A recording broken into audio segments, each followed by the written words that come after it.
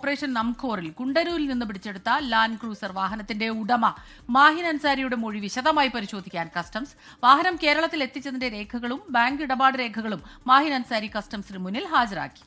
ഇടപാടിൽ താൻ കബളിപ്പിക്കപ്പെട്ടു എന്നാണ് മാഹിൻ അൻസാരി കസ്റ്റംസിന് നൽകിയിരിക്കുന്ന മൊഴി. വിവരങ്ങളുമായി നിതിൻ അംബുജനാണ് ഇപ്പോൾ കൊച്ചിയിൽ നിന്ന് ചേരുന്നത്. നിതിൻ, ഈ മൊഴി സംബന്ധിച്ച് വിശദമായ പരിശോധന ഇപ്പോൾ കസ്റ്റംസ് നടത്തിക്കൊണ്ടിരിക്കുകയാണോ? ഈ ഇടപാടിന്റെ രേഖകളൊക്കെ ഹാജരാക്കിയിട്ടുണ്ട്, ബാങ്ക് ഇടപാട് വിവരങ്ങളൊക്കെ കൈമാറിയിട്ടുണ്ട് ഉടമ എന്നാണല്ലോ അറിയാൻ കഴിയുന്നത്. ഇത് കേന്ദ്രീകരിച്ചുകൊണ്ടാണോ ഇപ്പോൾ കസ്റ്റംസിന്റെ അന്വേഷണം നടക്കുന്നത്? എന്തൊക്കെയാണ് വിവരങ്ങൾ നിതിൻ?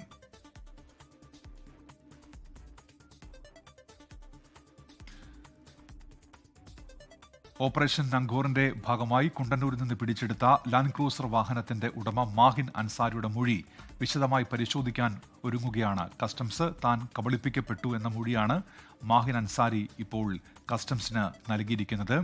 ഈ ഇടപാടുമായി ബന്ധപ്പെട്ട രേഖകൾ ഉൾപ്പെടെ മാഹിൻ ഇപ്പോൾ ഹാജരാക്കിയിട്ടുണ്ട് എന്നാണ് അറിയാൻ കഴിയുന്നത്. ഇതിൽ ബാങ്ക് ഇടപാട് രേഖകൾ ഉൾപ്പെടെയുണ്ട്. ഇത് കസ്റ്റംസ് സംഘം ഇപ്പോൾ വിശദമായി പരിശോധിച്ച് വരികയാണ്.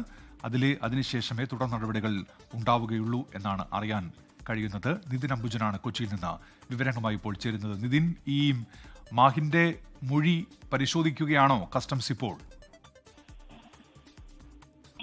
ഉമേഷ്, മാഹിന്റെ മൊഴി ഇപ്പോൾ വിശദമായി തന്നെ പരിശോധിക്കുകയാണ് കസ്റ്റംസ് സംഘം. കാരണം ഇന്നലെയാണ് മാഹിൻ കസ്റ്റംസ് ഓഫീസിലെത്തി വിശദമായ മൊഴി നൽകിയത്. മണിക്കൂറുകളോളം മാഹിനെ ഇതുമായി ബന്ധപ്പെട്ട് ചോദ്യം കസ്റ്റംസ് ചെയ്തിരുന്നു. കാരണം മാഹിൻ തന്നെയാണ് ഈ കേസിലെ ഏറ്റവും പ്രധാനപ്പെട്ട ഒരു കണ്ണിയായി കസ്റ്റംസ് നിലവിൽ സംശയിക്കുന്നത്.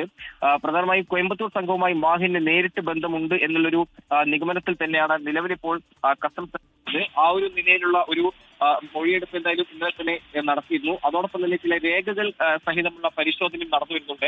കാരണം ഭൂട്ടാൻ വഴി വാഹനം ലഭിച്ചു എന്ന നിഗമനത്തിൽ തന്നെയാണ് ഇപ്പോൾ നിലവിലിപ്പോൾ കസ്റ്റംസ് സംഘമുള്ളത്.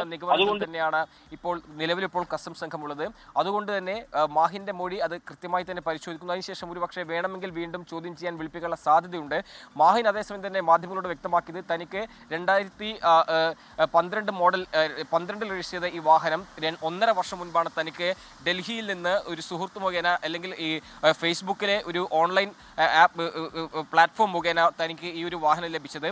അതിനുശേഷം പിന്നീട് താനത് കേരളത്തിലേക്ക് കൊണ്ടുവരികയാണ്. അതേസമയം തന്നെ ഈ വാഹനവുമായി ബന്ധപ്പെട്ട ചില സംശയങ്ങൾ തനിക്ക് അന്ന് തന്നെ ഉണ്ടായിരുന്നു.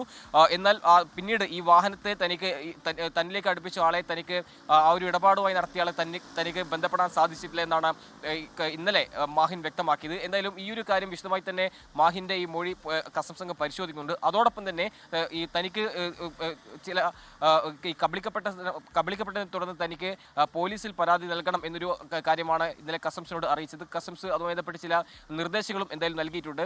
ഈ ഒരു സാഹചര്യത്തിൽ ഏത് നിലയിലാകും തുടർ അന്വേഷണം എന്നത് ഇന്നത്തെ ഈ ഒരു മൊഴികളെല്ലാം തന്നെ വിശദമായി തന്നെ പരിശോധിച്ച് മാത്രമേ വ്യക്തമാക്കുകയുള്ളൂ. എന്തായാലും സാമ്പത്തികമായ ചില നഷ്ടങ്ങൾ തനിക്ക് ഉണ്ടായി എന്ന കാര്യമാണ് ഇന്നലെ മാഹിൻ വ്യക്തമാക്കിയത്. എന്തായാലും മാഹിന്റെ മൊഴി അത് പൂർണ്ണമായും ഇപ്പോൾ ഒരു വിശ്വാസത്തിൽ കസ്റ്റംസ് സംഘം ഇതുവരെ എടുത്തിട്ടില്ല. ഈ ഒരു സാഹചര്യത്തിൽ തുടർ അന്വേഷണവും എന്തായാലും ഇനിയുള്ള മാഹിന്റെ മൊഴി പരിശോധിച്ച് മാത്രമേ ഉണ്ടാവുകയുള്ളൂ. അതോടൊപ്പം തന്നെ എടുത്തു പറയേണ്ട മറ്റൊരു കാര്യം, കസ്റ്റംസ് സംഘം നിലവിൽ ഇപ്പോൾ പരിശോധന ശക്തമാക്കുന്നുണ്ടെങ്കിൽ പോലും കൂടുതൽ വാഹനങ്ങൾ ഇതുവരെ കണ്ടെത്താൻ സാധിച്ചിട്ടില്ല. ആ ഒരു സാഹചര്യത്തിൽ ഇനിയുള്ള നീക്കങ്ങൾ ഏത് നിലയിലാകും എന്നതും ഇന്നത്തെ ഈ ഒരു അന്വേഷണത്തിന്റെ തുടരന്വേഷണ ഭാഗമായി നമുക്ക് മനസ്സിലാക്കും. പ്രത്യേകിച്ചും പോലീസിന്റെയും അതോടൊപ്പം തന്നെ ചെക്ക് പോസ്റ്റുകളൊക്കെ തന്നെ ഇതിനെ സഹായം തേടിയിട്ടുണ്ട്. ഈ ഒരു സാഹചര്യത്തിൽ എന്തായാലും ഓപ്പറേഷൻ നംഖോർ തുടരാൻ തന്നെയാണ് കസ്റ്റംസ് തീരുമാനം. ഇതുവരെ 38 വാഹനങ്ങളാണ് പിടികൂടിയത്. ഇനിയും 100-ലധികം വാഹനങ്ങൾ പിടികൂടേണ്ടതുണ്ട്.